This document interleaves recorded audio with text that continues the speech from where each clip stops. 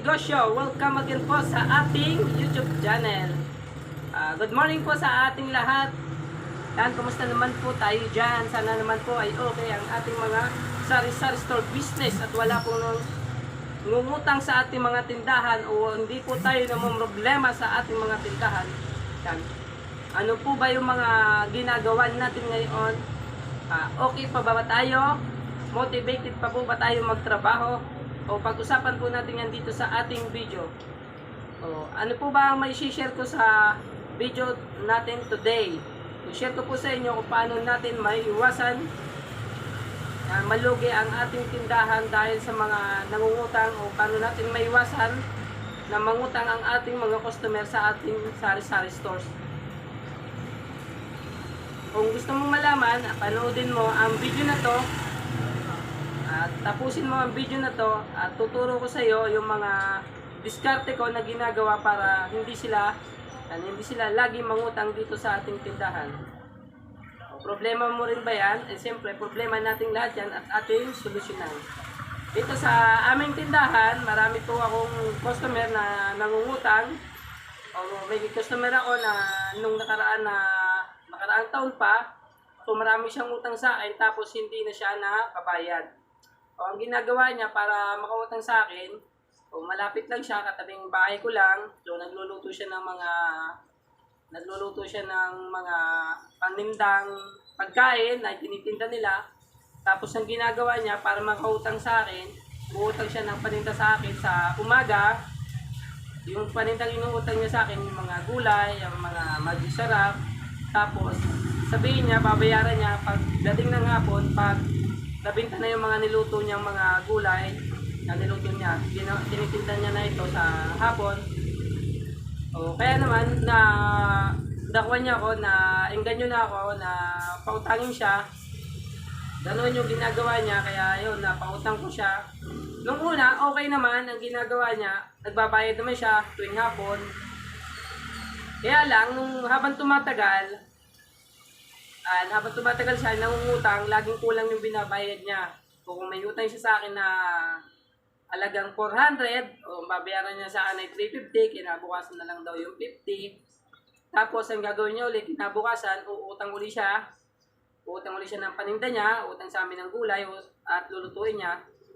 Hanggang sa umabot na naman to ng mga 400 plus, kung may balance pa siyang 50, pagdating ng hapon at sisingilin namin, gano'n na naman, kulang na naman ang kanyang ibabayad hanggang sa lumaki ang kanyang utang.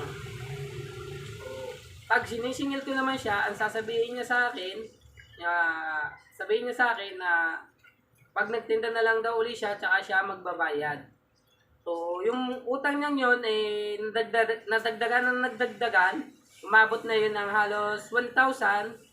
So, kaya naman nangyari yun, yung mga putal-putal ay hindi niya binabayaran pag may putal sa kanyang utang, tapos napapasama pa yung mga dati niyang utang, kaya umabot ito ng mahigit na 1,000. Nung nakaraang taon yun. Tapos, yung customer kong yun, hanggang sa nalugi na yung kanilang tindahan, kasi yun nga, lagi na lang utang. Tapos pag nakakabenta naman sila, hindi agad sila nagbabayad. Kung ano-ano ginagawa nila, gumagala agad sila pag sila ay may benta. Hindi muna nila binabayaran yung kanilang mga utang sa amin. Kaya yun, nalugi sila. Nung nalugi sila, hindi na naman nila ako nabayaran. Ganun ang mga ginagawa nila. Tapos, pag sila ay nagpipinda ulit sila, nangungutang ulit sila ng pampaninda, tapos mangungutang ulit sa amin. So, ang ginawa kong diskarte doon para hindi lagi sila makapangutang na sa amin. So, ang ginagawa ko, pag mangungutang sila, ay binibigyan ko na ito ng limit. Pag nangutang sila na alagang 400, so, hindi ko na sila pinautang pa ng malaki kasi may utang na silang mga 400 hanggang 500 ko lang sila pinautang para kung sakali na hindi man uli sila magbayad, ay hindi naman tayo masakit sa ating bulsa na malulugi tayo. So, dapat magkaroon tayo ng limit sa ating pagpapautang sa ating mga customer para hindi naman tayo malugi. Iwasan po natin yan, magpautang sa ating mga customer na sobra-sobra, kaya po tayo ay malulugi. So, meron din naman po na customer ako na lagi ding nangungutang sa amin. O ang ginagawa naman niya po ay kukwentuhin ka niya, kung ano nung kukwento niya, tapos siyempre ikaw naman, pinakausap ka, di siyempre customer mo, kakausapin mo.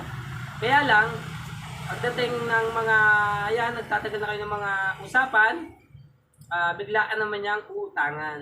So, ganun yung ginagawa niyang diskarte para siya ay makautang. So, iwasan po natin na makipag-usap na matagal sa ating mga customer para hindi po tayo mautangan at nang tayo po ay makatanggi sa kanilang makatanggi po tayo pag tayo ay kanilang uutangan. So, yan po yung mga customer naman namin na mahilig yung mangutang na kukwento ako muna, tatramahan ka. At tapos pagkatapos noon, nagkwentuhan na kayo, nag-share ka na rin.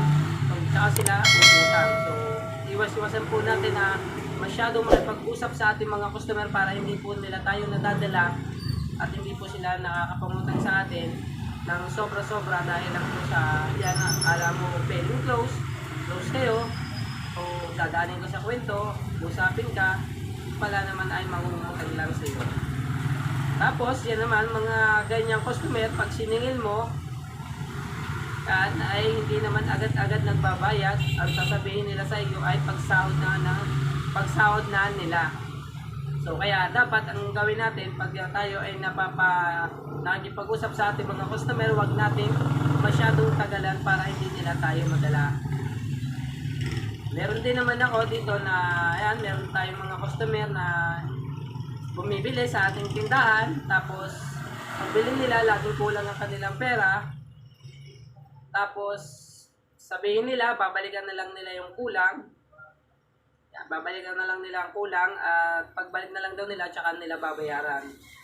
Kaya lang, hindi na ulit sila bumibili sa ating tindahan, dadaan-daan na lang po ito sa tindahan natin, kasi nga may utang sila, ayaw nila magbayad ng kanilang kulang, hindi na sila sa atin bumibili. So, nilalampasan lang tayo. Ito yung mga customer natin na mahilig bumili, pero lagi naman kulang ang pambayad. Tapos, hindi naman agad-agad nagbabayad o hindi na nagbabayad kasi nga ayaw na nilang bumili sa atin at may utang sila, ayaw nilang magbayad ng kulang. O paano naman natin gagawa ng paraan para maiwasan itong ating mga customer na ganito lagi ang ginagawa? So, ang ginagawa ko syempre para maiwasan ng mga customer na ito na laging kulang kung magbayad, so syempre hindi ko naman po pinadadala lahat ng mga binili niya. Para naman po yung mga kilala nating customer na sabi kulang, ay syempre binabawas ko na po yung mga kulang niya. Yung malimang bumili po siya ng gulay, tapos ang inabot po ay mga 150, 155, o kulang po siya ng 5 pesos. O yung halagang 5 pesos po kinukuha ko na sa kanyang gulay at para kung sakali mang hindi siya bumalik, wala na po siyang utang at hindi naman po tayo malulugi. Yun po yung mga tips na ginagawa ko para maiwasan po natin na malugi ang ating tindahan.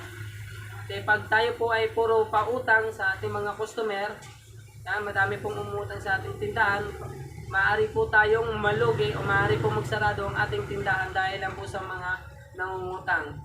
So, ang mga paraan natin para maiwasan ang ating customer na umutang sa ating tindahan, para po sa mga bago nating kanegosyo dyan na ngayon lang nakapanood ng ating video at hindi pa po nakasubscribe sa ating YouTube channel Gilbert Peregrine, pa-click na lang po ng subscribe button and notification bell para lagi po tayong updated pag may bago tayong video na i-upload. Ito po yung summary ng mga tips at pamamaraan ko kung paano yung ginagawa ko para maiwasan natin ang malugi ang ating tindahan dahil sa ating mga mangungutang. Ang una po ay lagyan po natin ng limit ang inuutang sa atin ng mga customer. Sa amin po ang ginagawa po namin, ginagawa ko po pag mga kakilala ko yung ating mga customer o yung mga suki na po natin, so ginagawa ko po hanggang 500 yung pwede nilang utangin. Tapos po pag naka 500 na po sila, bago sila mangutang ay kailangan muna nilang magbayad. At doon naman po sa mga baguhan naming customer na lagi na rin po bumibili sa amin, na bago po namin nagiging suki na hindi pa namin masyado silang kilala, so nagpapautang din naman po kami hanggang 300 pesos lang. Tapos pag naka 300 pesos na po, ganun din po. Kailangan muna nila magbayad bago uli sila makautang. Pangalawa sa ating tips ay yung mga customer natin na magagaling makipagkwentuhan, dinadaan tayo sa kwento, yung magagaling makipag-usap, o yung dinadramaan tayo para lang sila makautang. Ang ginagawa naman namin po doon para hindi sila lagi makautang sa atin, kung hindi po tayo nakikipagkwentuhan ng matagal. Huwag po tayo makipag-usap o makipagtsikahan sa kanila ng sobra-sobra nang hindi tayo nila mautangan. Nang sa ganun po ay makaiwas po tayo sa kanila. At ang pangatlo po sa ating tips para maiwasan ng ating pagkalugi at ang mga nangungutang sa ating tindahan ay yung mga customer po natin na mahihilig kung kulang ang bayad. Mahihilig sila po ay bibili, lagi na lang kung kulang ang bayad. So ang ginagawa po namin sa mga ganong customer, magbibili po sila sa aming tindahan, pag kulang po yung kanilang pambayad, wait lang po, sandali, may bumili lang. Yan mga kanegosyo, may bumili lang po sa atin ng saging na halagang 70 pesos na natundal. So pinagbintahan ko muna. O yung pangatlo po nating tips ay yung mga customer po natin na laging kulang na lang po ang bayad. Pag sila ay bumibili, yun nga po ang ginagawa namin ay kinukuha na po namin yung sobra sa kanilang binili para hindi po tayo nila hindi po sila makautang sa atin at nang hindi po tayo malugi. Ito pong mga tips na to kung nakatulong sa inyo, pwede nyo rin pong gawin sa inyong mga tindahan para maiwasan po natin ang mga mangungutang. Kung may mga katanungan po kayo tungkol sa ating mga sari-sari store business na pwede akong makatulong, comment nyo lang po sa baba ng video na ito. Kaya mga kanegosyo, kung nakatulong ang video na to para maiwasan natin malugi at maiwasan natin ang mangungutang sa ating tindahan, pa-share na lang po and pa-like and pa-click na rin po ng subscribe and notification bell para lagi po tayong updated pag may bago po tayong video na i-upload. At maraming salamat po mga kanegosyo. At God bless po. Sana po ay umunlad pa po lalo ang ating mga sari-sari store business. At ingat po tayo. Bye-bye.